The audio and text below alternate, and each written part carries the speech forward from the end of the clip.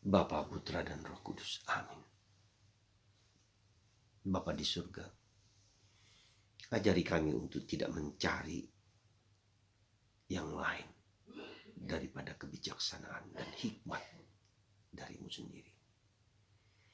Ajari kami untuk tidak mencari kehormatan. Ajari kami untuk tidak mencari kekuasaan. Ajari kami untuk tidak mencari harta.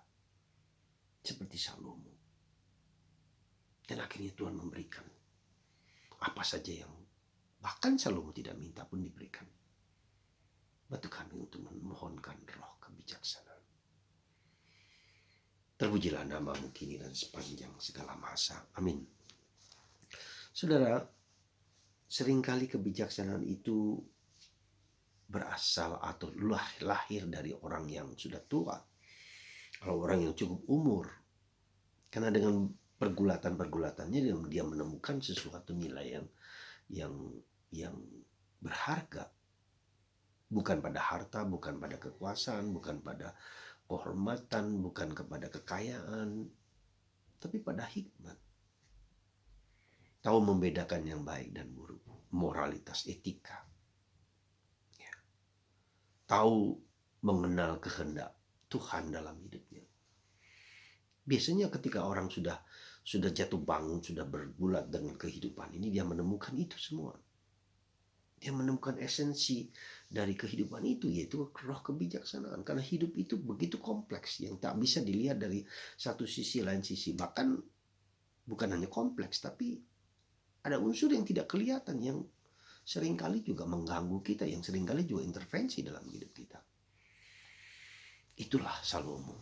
Di usia mudanya dia bersujud kepada Tuhan dan Tuhan menampakkan diri dalam kitab dari surat pertama Raja-Raja. Di Gibeon Tuhan menampakkan diri kepada Salomo. Wah, luar biasa. Jadi ini bukan malaikat yang menampakkan diri, tapi Tuhan menampakkan. Di Gibeon itu Tuhan menampakkan diri kepada Salomo dalam mimpi pada waktu malam. Ya, luar biasa. Dan Tuhan minta kepada Salomo, apa yang kau minta? Aku tidak minta apa. Aku tidak minta kekayaan, aku tidak minta apa. Aku hanya meminta roh hikmat. Tahu membedakan mana yang baik dan benar. Dan Tuhan berkenan. Lalu Tuhan menjanjikan apa yang tidak kamu minta pun akan aku berikan. Kebijaksanaan, kekayaan, harta. Bahkan di zaman Salomo raja yang besar dalam bangsa Israel. Dihormati. Bahkan sampai ke Ethiopia, sampai ke negara lain. Kebijaksanaan Salomo sangat dikagumi.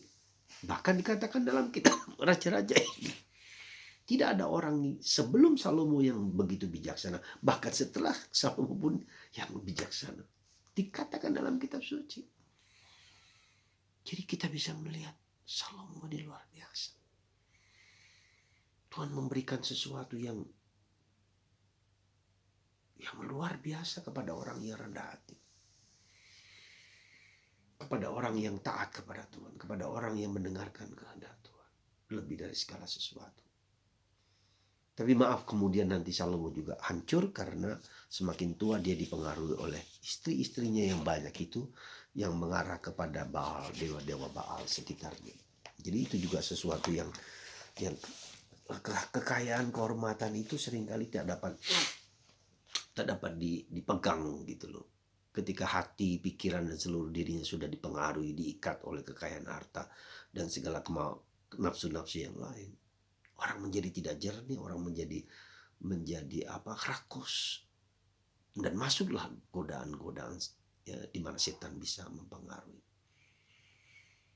Itu pelajaran yang berharga di dalam hidup kita masing-masing. Sekali lagi, bagaimana hati kita? Di mana hatimu? Di sana hidupmu, kata Yesus. Dan hari ini Injil mengingatkan kita akan hal itu. Akan kemiskinan, akan kesederhanaan. Kalau kamu melayani Tuhan, mewartakan kabar gembira, jangan bawa apa-apa. Kemiskinan, kerendahan hati. Karena kita tidak terpaku, tidak terikat, tidak diikat oleh segala nafsu-nafsu yang lain. Dan itu bukan yang gampang sekali lagi. Kita ingin yang nyaman, yang enak, yang gampang, yang mulia. Dan itu bisa menjerat orang. nyaman di tempat kedudukan, dipuji-puji, disanjung-sanjung, diangkat-angkat, diletakkan. Kita bisa sampai ke sana. Nah, Yesus sekali lagi mengingatkan, berbahagialah orang yang miskin di hadapan Allah. Berbahagialah orang yang sederhana. Ya, mempunyai prinsip hidup yang kuat dalam menjalankan kehidupan. Tidak terikat dan tidak diikat oleh apapun. Entah harta, kekayaan, kehormatan, kenikmatan sekalipun. Saudara, mari kita mohon rahmat itu. Di mana kita diajak untuk mencari tempat hening, tempat sunyi, supaya kita bisa mengenali kehendak Tuhan, mengenali kekurangan diri sendiri, tetapi juga mengenali kehendak Tuhan, apa yang Tuhan kehendaki. Dan itu bukan yang gampang, bantu kita. Dan kita mohon Roh Kudus untuk menguatkan kita dalam perjalanan dan pelayanan hidup kita sehari-hari, supaya kita jangan jatuh ke dalam jurang-jurang kehidupan. Pada akhir kehidupan seperti Daud dan juga Salomo sama saja. Lalu kerajaan Israel menjadi hancur setelah Salomo. Itulah kehidupan. Zilavi, that's life. Itulah hidup. Mari kita belajar dari sejarah kehidupan tokoh-tokoh besar, supaya kita jangan jatuh. Itu bisa jatuh pada saya, pada Anda, pada kita semua. Karena kesombongan, karena dosa merasuk di dalam kekuatan kita, tetapi juga dalam kelemahan kita. Dalam kekuatan itu ada kelemahan, dalam kelemahan itu ada kekuatan. Situlah iblis bisa masuk, mengganggu kita. Mari kita selalu bersandar pada Tuhan dan menyerahkan diri dalam kerendahan hati. Tuhan memberkati Anda dan saya, Bapa, Putra, dan Roh Kudus. Amin.